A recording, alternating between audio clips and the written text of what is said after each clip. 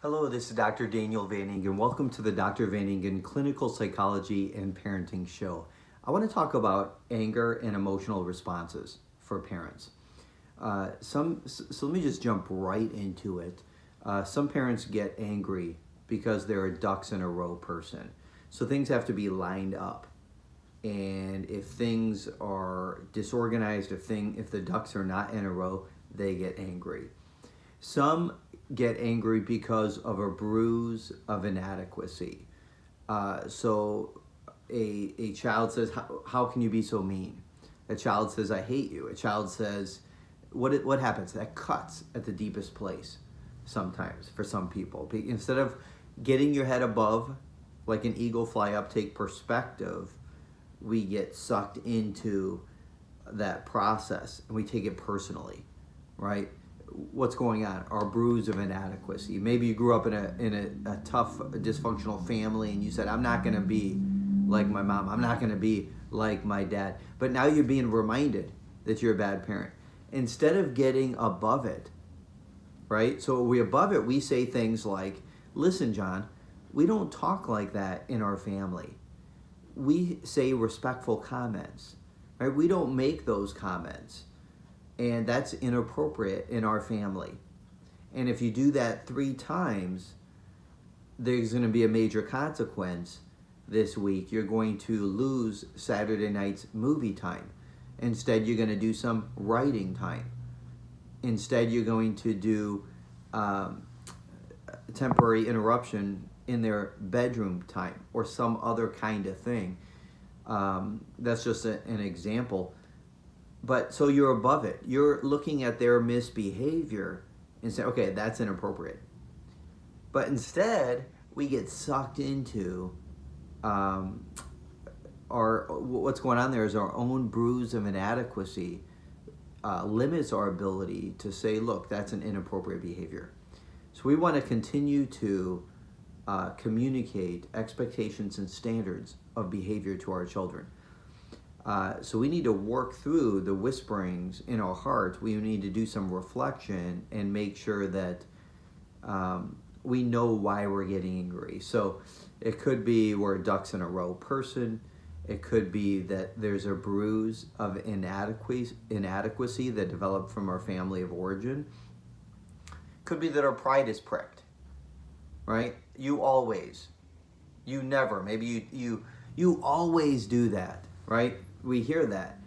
And so if we get angry at that, maybe our pride is pricked. And so what we want to do, rather than just say, you make me angry. Like no one can make you feel any way, right? Eleanor Roosevelt said, without your consent, right? No one can make you feel inferior without your consent. It's your thoughts. It's the whisperings. It's your thoughts, and it's how you interpret. And so what is the truth in this situation? We want to ask ourselves. Now, we do want to have some strategies. Take some deep breaths.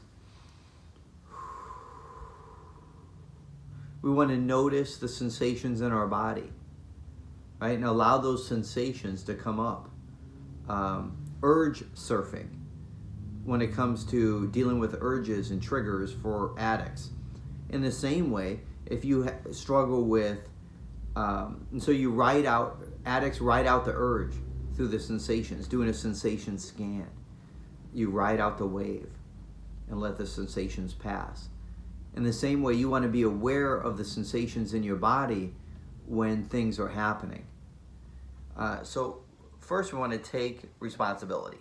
All right, what are the thoughts that are driving my anger? No child, no matter what's going on, a child can't make you angry. We want to do some reflection on our own thoughts.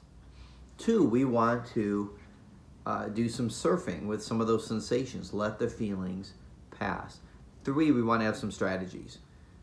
Deep breathing, and the exhale is key in activating the vagus nerve, in activating the parasympathetic nervous system. So when I say exhale is key, you might inhale 3 seconds, hold for 12 seconds, and then exhale for 6 seconds, a long exhale.